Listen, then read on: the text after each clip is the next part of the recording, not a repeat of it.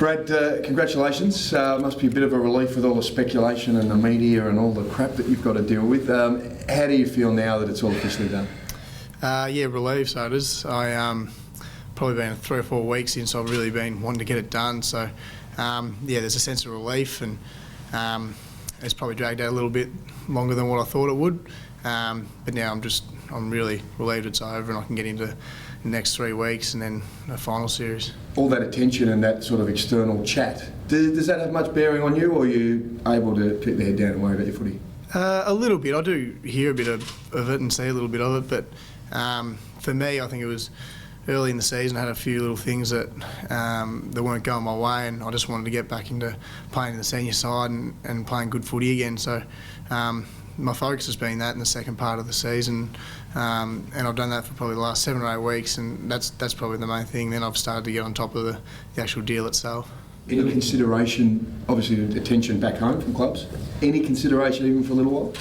Early in the season and probably over the last couple of years when things weren't going so well, we've had the injury last year and obviously the death of Phil, stuff like that, that's been very hard to deal with. There was definitely times where I thought I might be better off back home in Victoria, but I guess now I've still got, the good thing is I've still got my brother here, I've got a girlfriend here, and I've got a great club that supported me the whole way through, and I've never doubted that for 1 second. They've been really good to me, and I think I owe them something for that. So why did you think there were times you might be better off back in Victoria given all that unfolded? What was the pull? It was obviously mum and dad were at home in Ballarat, and I thought at times when things weren't going so well for me over here, I thought maybe a change of clubs could be good, but I never really got serious with that at all, to be honest. In the end, what were the main couple of reasons that you stayed? I think the biggest reason I've stayed is obviously that we've got a really strong list where I think we're going to be very successful over the next 4 years and hopefully longer. So I can see that in the future, and I know we're going to be a really strong club. We've always been a strong club. We've always been competitive, and then obviously it's a lot of people say, "Oh, is it your brother?" or anything like that. It wouldn't be hard moving away from him for me.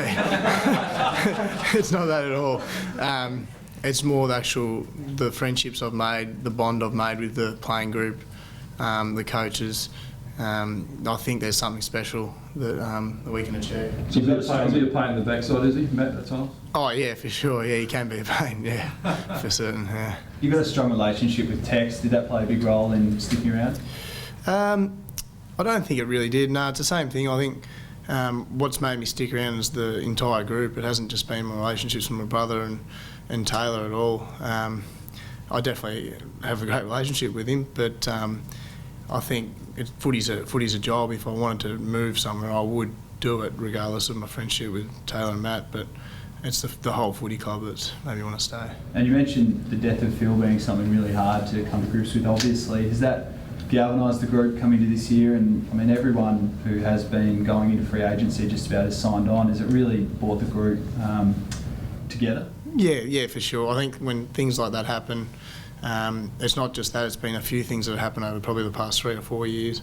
I think as a group it's only made us closer, and I think there's a sense between us all that we should achieve something in the next few years, and yeah, that's probably one of the reasons I want to be around. Were you disappointed you spent so much time in the SNFL, especially earlier this year, or did you understand that was probably a good thing for your development? Yeah, I understood completely. I think coming back from a long-term injury, I came back and then had a slight hip right before the start of the season. I did question my body at times because as most footballers do at times, when things aren't going right, I was very frustrated.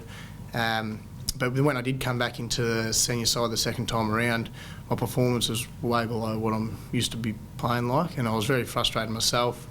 And then Pikey made it very clear what things I needed to do. So the whole time through that, I was very clear on what I was doing. What were those things that Don sort of outlined to you? A lot of it was based around my conditioning, being conditioned to play AFL. So I did a lot of work over that probably 3 or 4 week period where I was really trying to get my fitness back up to where it was and ready to play AFL again. And and it happened to be at the time too, we were playing really good footy in the AFL as well, so once I did start playing well, it was really hard to get back in. So it was a little bit of a frustrating time, but at the same time I really understood what I needed to do. What was the biggest relief, actually getting back and playing decent footy, or actually getting this out of the way? For me, definitely playing decent footy. I think I hadn't played really good AFL footy since 2014, and there's definitely times as a player that you do doubt yourself a little bit, and for me I just wanted to come back to playing how I knew I could play, and then after that think about my contract. You've obviously been able to string a lot of games together recently. Do you sort of feel like you're over the worst of those foot issues that really hampered you last year? Yeah, for sure. I haven't felt my foot since I think November last year, really. So since the surgery was done, I felt really, really good. So that's hopefully far beyond me now, touch wood. And I've had a few little tiny things go wrong this year, but my body now feels really good. In the last probably 6 or 7 weeks, I'm pulling up as good as I ever have from games, and my fitness feels really good.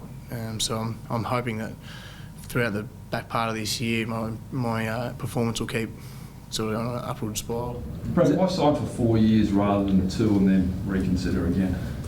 Oh, well, I guess in speaking to my manager, my family, and everything like that, I took into consideration a shorter deal and stuff like that. But then I thought the club has given so much to me over the past 3 or 4 years when I've been here and supported me through so much. I think the window for us in the next 4 years is a really important one, and we've got a real chance of success. So I thought, why not put my hand up and say that I'm going to be here. Can you win it this year?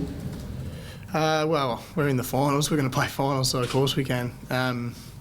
I think it's a very competitive final series. It looks like it's going to be a very competitive final series. I think there's obviously 8 teams that can win it, but it's very, very even. I don't think there's any real clear standout this season, so I think we're as good a chance as anyone. Are you relieved the contract is completely out of the way heading into the final series?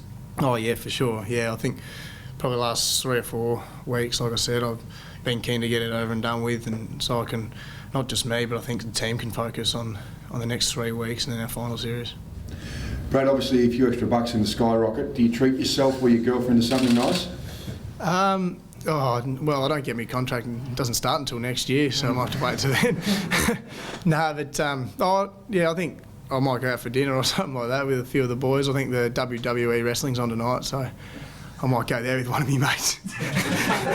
Not the girlfriend. She's not going to expect a ring or anything in the next 12 months? I don't think so. I think, did Taylor Walker put you up to that question, did he? Hey, Brad's always talking about your untapped potential. You've played 36 games in a few years, obviously injuries held you back. Yeah. How much of a percentage of your best have we seen? How much improvement left in Brad Crouch? I'm hoping there's still a fair bit of improvement. I think I still hadn't had a full pre-season last year, and I have had hiccups in between this season. So I think I know last year when I had a full pre-season and then on the eve of the round 1 I hurt my foot, I thought then that I was really ready for a big season because I hadn't missed a session. Well, I still haven't had that really happen yet. And I think once I do have a few pre-seasons under the belt, I'm hoping I can take my game to another level. But at the moment, for me, it's just concentrating on week to week and just bonding with our midfield and getting that connection with all our mids.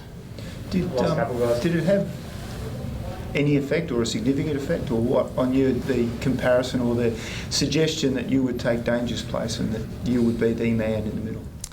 Not really, to be honest. I didn't really listen to it too much. It doesn't really bother me. I think for myself, I just have my own expectations. I know I just try and keep it pretty simple. I speak to our midfield coach, Scott Camporelli, obviously Don, and Scotty Thompson a lot as well as one of my mentors, and I'm just trying to keep things as simple as I can and control the things I can control.